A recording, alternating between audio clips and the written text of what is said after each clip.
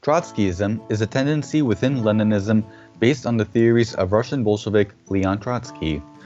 Trotsky took part in the October Revolution and led the Red Army in the ensuing civil war. As Lenin's life came to an end and Stalin was appointed General Secretary of the Central Committee, divisions erupted in the Bolshevik Party that led to Trotsky forming a left opposition, originally to oppose the new economic policy which had favored temporary capitalist reforms. Trotsky was already known for his theory of permanent revolution, as stated that even backwards feudal countries such as Russia could have a socialist revolution without going through a separate capitalist revolution first. But another aspect of his theory that emphasized exporting the revolution internationally was at odds with Stalin's doctrine of socialism in one country. The failure of socialists in more advanced industrialized nations such as Germany to successfully overthrow capitalism left the Soviet Union severely isolated. Stalin's way of dealing with this was to make do by pushing for any foreign policy that helped the Soviets. Since the USSR was the only socialist country in the world, what was good for it was good for socialism. Trotsky thought that this was short-sighted, as he believed that socialism could never survive in only one country. He believed that they should push as much as possible for revolutions in other countries. Trotsky was also concerned with the bureaucratic rule of the party over the Soviet Union.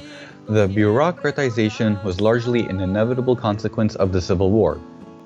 The Soviets were fighting so many armies at once that their only advantage was unity of action.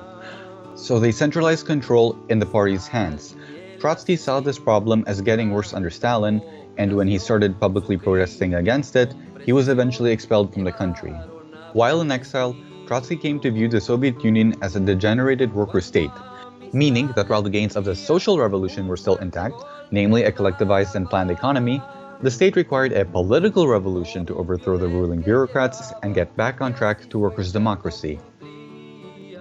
Trotsky tried to form a left opposition inside the Comintern, or Third International, which was set up by the Bolsheviks to coordinate with communist parties around the world.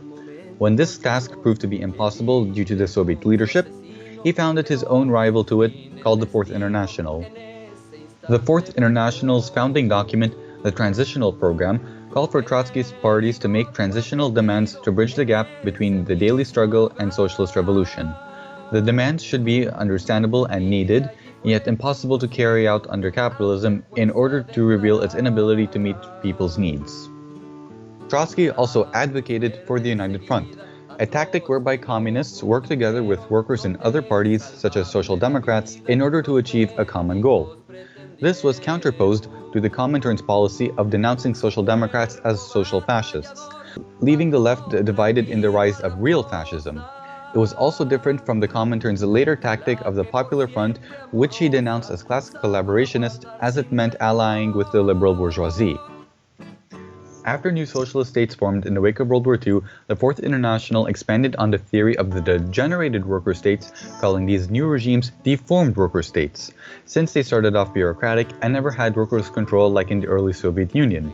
Other Trotskyists, however, split from the Fourth International, arguing that the Soviet Union and other countries were actually state capitalist or a bureaucratic collectivist. Since then, there have been several other splits and splits within those splits, bringing us to today with many Trotskyist parties in many countries throughout the world.